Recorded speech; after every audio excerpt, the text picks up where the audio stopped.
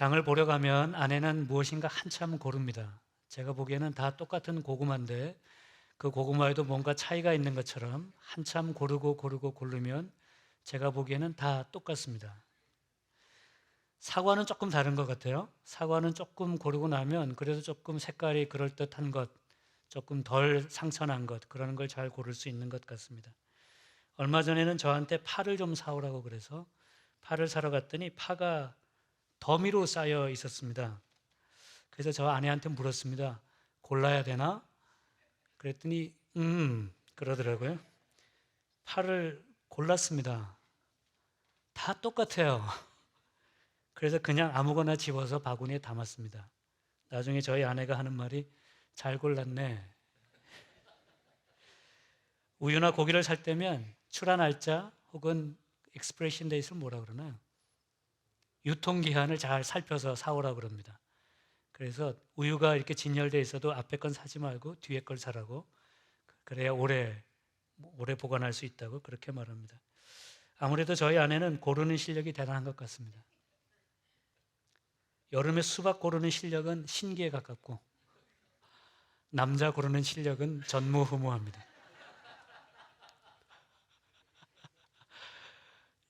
왜 그렇게 크게 웃으세요? 여러분은 남편이나 아내 혹은 주변에 무엇인가를 고를 때 잘 고르셨습니까? 살아남으려고 별짓을 다 하시는 것 같습니다. 다시 고르라고 한다면 같은 것을 고르시겠습니까? 결혼 서약하는 것 같은데요. 요즘은 세상이 편해서 리턴할 수도 있고 뭔가 좀 하자가 있으면 리펀 받을 수도 있고 그렇죠. 인생은 B와 D 사이에 C라는 말이 있습니다.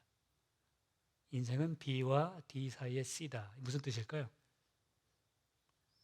B는 birth, 태어나는 것. D는 death, 죽는 것. C는 뭘까요? choice, 선택이죠.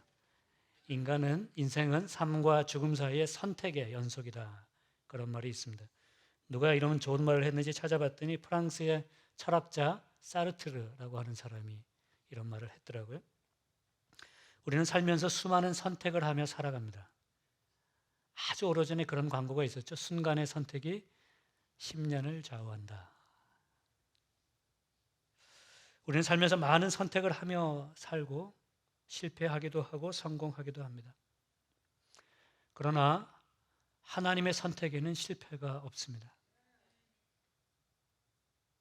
하나님께 선택받는 사람은 그래서 복받는 사람인 것입니다. 시편 33편 12절에 이렇게 적었습니다. 여호와를 자기 하나님으로 삼은 나라 곧 하나님의 기업으로 선택된 백성은 복이 있도다. 하나님께 선택받은 사람, 하나님께 택함 받은 사람, 하나님께 고름을 당한 사람은 복이 있다는 것입니다. 여러분들은 복 받으셨나요? 하나님께 선택받은 사람은 복이 있는 것입니다. 오늘 말씀 2절에 오늘 편지를 받는 사람들을 이렇게 설명하고 있습니다. 곧 하나님 아버지의 미리 아심을 따라 성령이 거룩하게 하심으로 순종함과 예수 그리스도의 핏부림을 얻기 위하여 택하심을 받은 자들에게 편지하노니. 택하심을 받은 자들에게 편지하노니. 오늘 편지를 받는 사람은 택하심을 받은 자들입니다. 그러니까 선택받은 사람들에게 오늘 편지는 쓰여지고 있는 것입니다. 오늘 말씀에서 택하심이라는 말은 꼼꼼히 챙겨서 살펴보아 고름이라는 뜻입니다. 그냥 막 고르는 게 아니고 깊이 생각하고 살펴보고 똑같은 고구마지만 그 중에서 그래도 실한 거, 똑같은 사과지만 그래도 괜찮은 것을 고르는 것이 택한다라는 뜻입니다. 하나님께서 한 사람 한 사람을 꼼꼼히 챙겨보시고 골라서 선택한 사람들에게 오늘 편지는 쓰여지고 있습니다. 하나님은 어떻게 이 사람들을 선택하셨을까요? 우리가 읽었던 말씀에 금방 보여줬던 슬라이드에 다른 색으로 쓰여진 구절이 있죠. 곧 하나님 아버지의 미리 아심을 따라. 같이 한번 읽어볼까요? 시작. 곧 하나님 아버지의 미리 아심을 따라. 하나님이 다 알고, 하나님이 다 미리 알고 선택하셨다는 것입니다. 그러니까 오랫동안 꼼꼼히 챙겨보신 것 같아요. 오랫동안 예수님을 만난 빌립이라고 하는 제자가 예수님 만난 것이 너무 감격스러워서 자기 친구에게 찾아갑니다. 그 이름은 나다나엘입니다. 가서 내가 메시아를 만났다고 가보자고. 그랬더니 나다나엘이 하는 말이 도대체 나사렛에서 무슨 좋은 일이 나겠느냐, 무슨 선한 것이 있겠느냐, 그렇게 말하니까 빌립이 그래도 와보라고. 그래서 나다나엘이 예수님께 가죠. 예수님께서 나다나엘 오는 것을 보시고 이렇게 말씀하셨습니다. 참으로 이스라엘 사람이라 그 속에 간사한 것이 없도다. 나다나엘이 놀랬어요. 어떻게 저를 아십니까? 예수님께서 그때 말씀하시기를 빌립이 너를 부르기 전에 내가 무화과 나무 아래 있을 때 보았노라. 예수님께서 미리 다 보고 알고 계셨던 거죠. 주님은 우리의 모든 것을 알고 계십니다. 미리 알고 계십니다. 내가 어떤 사람인지, 내가 어떤 승질을 가지고 있는 사람인지, 내가 얼마나 성실한 사람인지, 내가 얼마나 애틋한 사람인지, 내가 얼마나 진실한 사람인지, 내가 얼마나 거짓말 투성이인지를 하나님은 다 알고 계십니다. 하나님은 벌써 알고 계세요. 시편 139편에 이렇게 기록합니다. 여호와여, 주께서 나를 살펴보셨으므로 나를 아시나이다. 주께서 내가 앉고 일어섬을 아시고 멀리서도 나의 생각을 밝히 아시오며 나의 모든 길과 내가 눕는 것을 살펴보셨으므로 나의 모든 행위를 익히 아시오니 여호와여, 내 혀의 말을 알지 못하시는 것이 하나도 없으시니이다. 저는 이 말씀 읽을 때마다 그 마지막 4절 말씀이요, 여호와여, 내 혀의 말을 알지 못하시는 것이 하나도 없으시니이다. 이 말씀에 항상 은혜를 받습니다. 영어에는 이렇게 되어 있어요. Before a word is on my tongue, you know it completely, O Lord. 내 말이 내 혀에 담기기도 전에 하나님은 그것을 완전히 알고 계시다는 것입니다. 그러니까 내가 말 안 해도 하나님은 나를 아신다는 거죠. 하나님은 나의 모든 것을 알고 계신다. 삶에서 마음이 힘든 경우가 있었어요. 오해받고 모함당하고 상처받고 아무리 해도 안 되고, 저는 그때마다 이 말씀을 생각했습니다. 하나님은 나를 완전히 알고 계신다. 세상은 나를 오해해도, 저 인간은 나를 오해해도 하나님은 그러지 않으신다. 하나님, 저의 아픔 아시죠? 저의 고통도 아시죠? 누구에게도 말 못하는 저만의 것들 하나님은 다 아시죠? 하나님께서 알아주신다는 것만으로도 위로가 되는 것입니다. 그러나 이 말씀은 다른 한편 우리에게는 엄청나게 무서운 말씀입니다. 하나님이 나를 다 알고 계시다면, 하나님이 나를 미리 다 알고 계셨다면 나는 도망갈 것도 없고 숨길 것도 없고 감출 수도 없는 것입니다. 하나님께서 여러분을 다 속속들이 알고 계시다면 하나님께서 여러분들을 고르시겠습니까? 하나님께서 저를 다 알고 계셨다면 하나님께서 저를, 그 수많은 고구마 덩이에서 저를 고르시겠어요?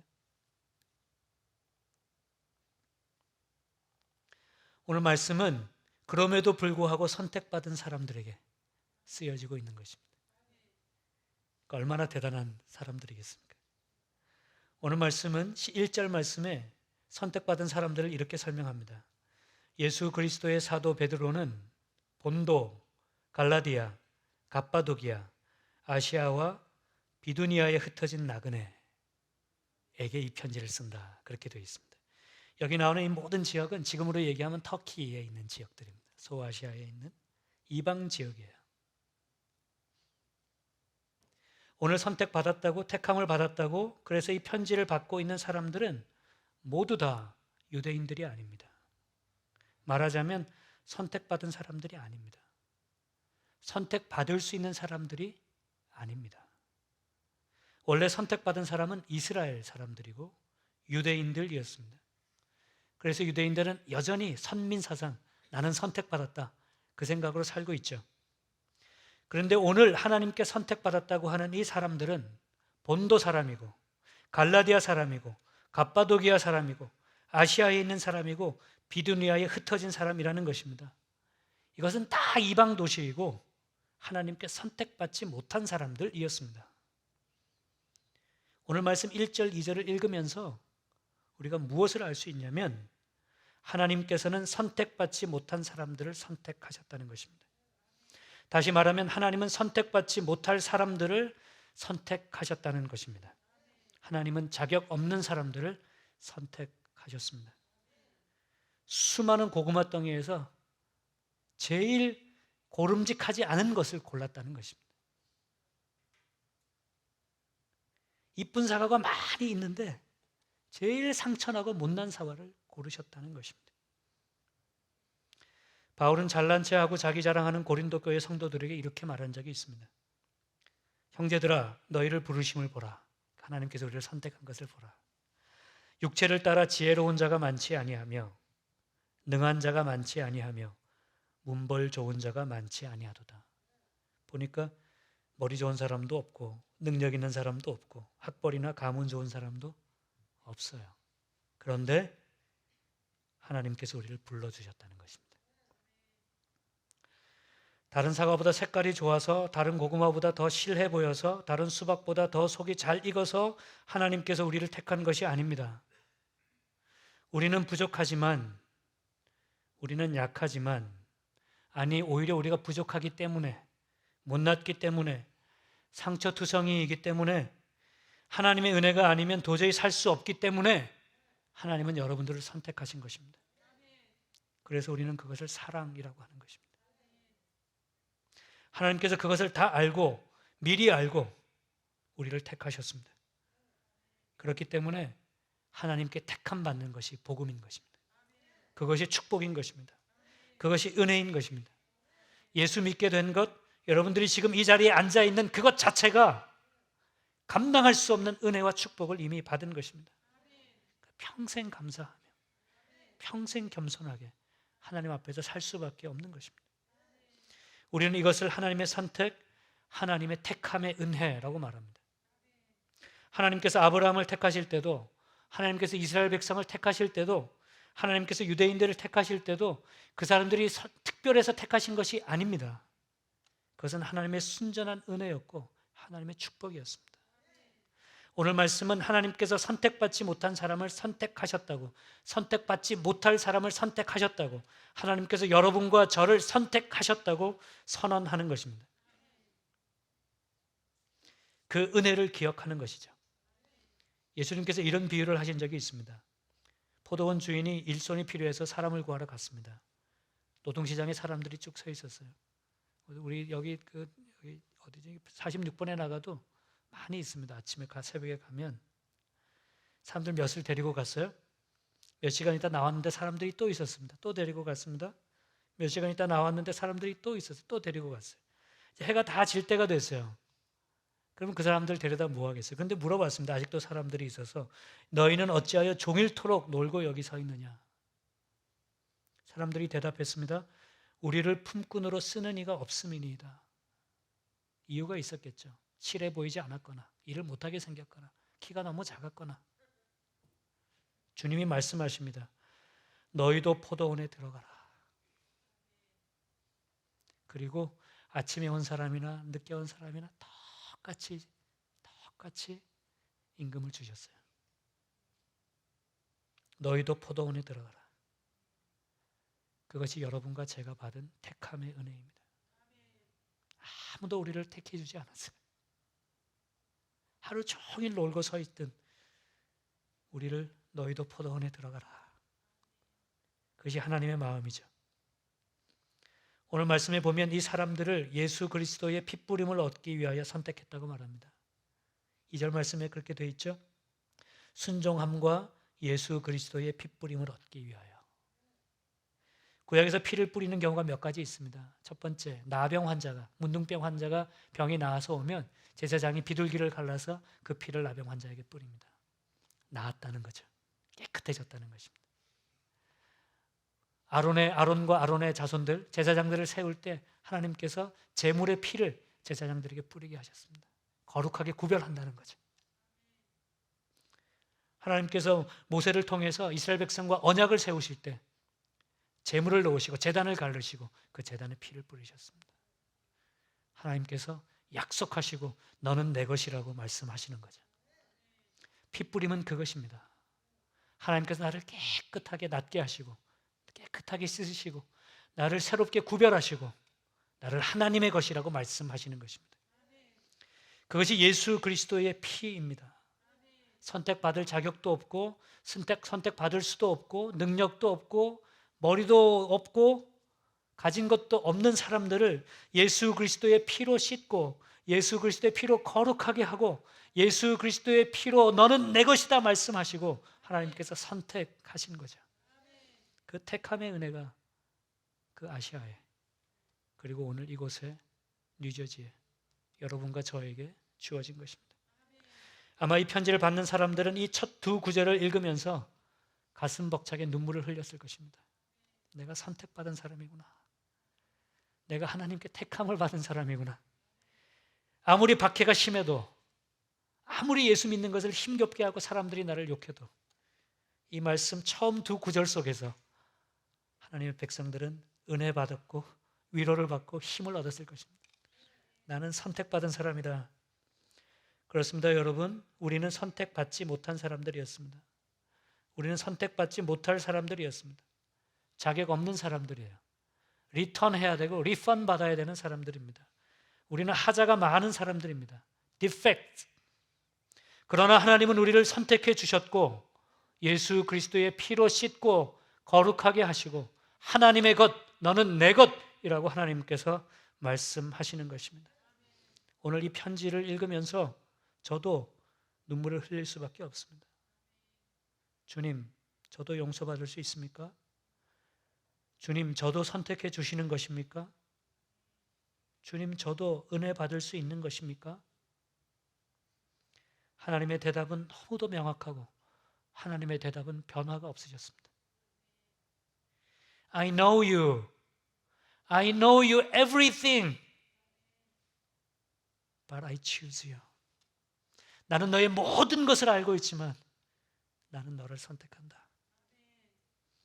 사랑하는 여러분, 여러분들은 하나님께 선택받은 분임을 잊지 마시기 바랍니다. 여러분들은 하나님의 택함의 은혜를 받았음을 잊지 마시기 바랍니다. 이 중에 누구 한 사람을 골라야 한다면 여러분 누굴 고르겠어요? 내가 선택받을 수 있을까요? 어떤 음악가가 유명한 지휘자가 와서 이 중에서 성가대를 뽑는다면 우리 중에 누가 뽑히겠습니까? 그런데 여기 버젓이 성가대로 하나님을 찬양하는 성가대가 있잖아요. 그건 하나님의 특별한 선택인 것입니다. 오늘 우리가 하나님께 기도하고 예배드리는 것, 하나님의 말씀을 들으면서 마음에 하나님의 은혜를 누리게 되는 것, 그것은 다 하나님께서 선택해서 주신 하나님의 은혜입니다. 감사할 수밖에 없는 거죠. 여러분, 잘하는 사람 골라서 잘하게 하는 것은 특별한 일이 아닙니다. 그거는 웬만한 사람은 다 하는 거예요. 그러나 여러분 생각해 보세요. 못난 사람 골라서 멋지게 만들고, 안 된 사람 골라서 잘 되게 만들고, 못된 사람 골라서 된 사람 만들고, 그것이 정말 실력 아니겠습니까? 그것이 하나님의 능력인 것입니다. 그것이 여러분과 저에게 주어진 하나님의 은혜입니다. 사랑하는 여러분, 여러분이 택함 받은 사람임을 잊지 마시기 바랍니다. 그러니까 하루 종일 한 주간 동안 택함 받은 사람, 하나님 나는 택함 받은 사람입니다. 감사합니다. 하나님 저를 선택해 주셔서 감사합니다. 그 감사함으로 사시기 바랍니다. 오늘 본문 마지막에 있는 것처럼 하나님께 택함 받은 여러분들에게 은혜와 평강이 가득하시기를 주님의 이름으로 축복드립니다.